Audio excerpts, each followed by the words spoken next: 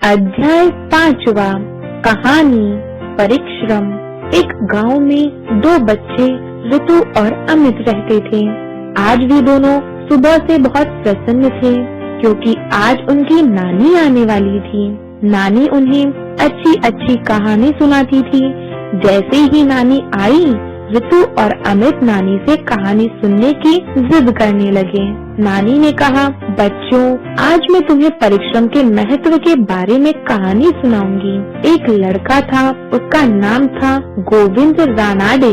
कई बार परीक्षा में अनुत्तीर्ण हो जाने पर गोविंद निराश हो गया। उसने घर से भाग जाने का निश्चय किया। वह जल्दी से जल्दी अनेक गांवों को लांघकर दूर निकल जाना चाहता था, जहां उसे कोई न पहचानता हो। एक दिन वह एक गांव से निकल रहा था। प्यास के मारे उसका गला सूख रहा था। कुछ दूर गांव के कुएं पर एक पनिहारिन घड़े में पानी भर रही थी। गोविंद ने उससे पानी पिलाने के लिए कहा। स्त्री ने कुएं से डोल निकाला और गोविंद को पानी पिलाने लगी। सहसा गोविंद का ध्यान कुएं की जगत पर पड़े गड्ढों की ओर गया। उसने पनिहारिन से पूछा, पत्थर की इस जगत में चारों ओर ये गड्ढे कैसे पड़ गए? पनिहारिन ने कहा, बेटा, मिट्टी के इन घड़ों से ही ये गड्ढे पड़ गए हैं। जगह जगह कुएं में पड़े कटावों की ओर देखकर गोविंद ने फिर पूछा, और ये कैसे कट गए हैं? पनिहारिन हंसी और बोली, बेटा, इस रस्सी को ध्यान से देखो।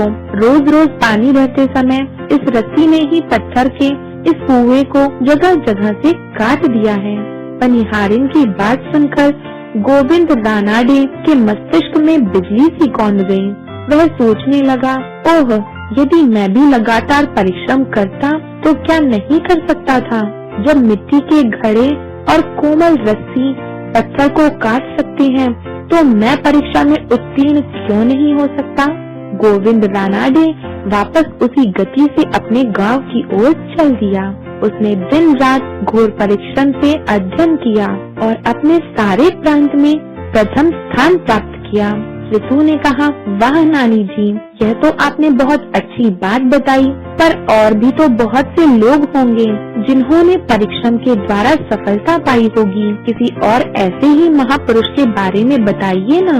नानी जी ने मुस्कुराकर कहा, हाँ बेटा, एक नहीं, ऐसे हजारों लोग हुए जो परिश्रम करके महान बन गए। ईरान का बादशाह नादिर शाह एक साधारण गडरे का लड़का था और भेड़ों को चराकर गुजारा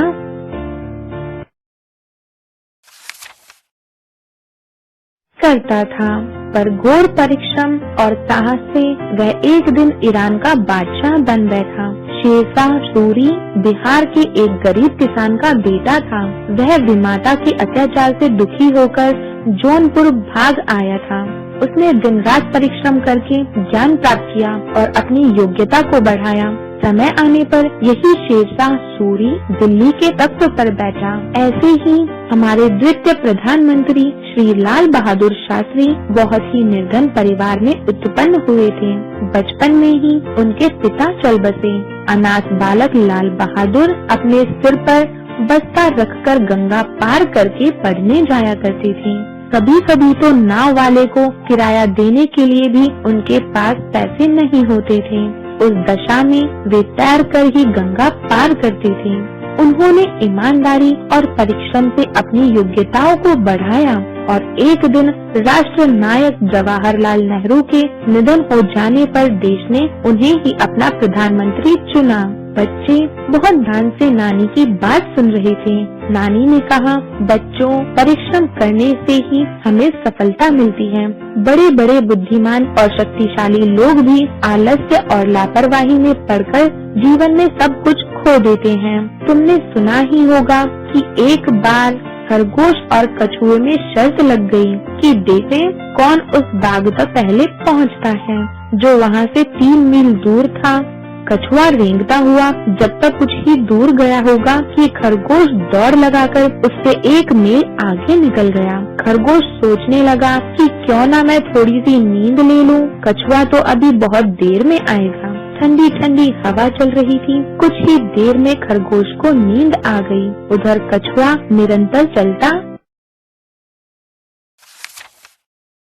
हुआ बाघ के पास पहुंच गया। जब खरगोश की आंख खुली तो उसने लंबी छलांगे लगाई, पर तब तक कछुआ बाग में पहुंच चुका था। खरगोश बुरी तरह हार गया और परिश्रमी कछुआ जीत गया। नानी की बातें सुनकर रितु ने कहा, नानी जी, हम भी घोर परिश्रम करके अपनी कक्षा में प्रथम स्थान प्राप्त करेंगे। नानी जी प्रसन्न हो उठी और उन्होंने रितु की पीठ थपथपाई।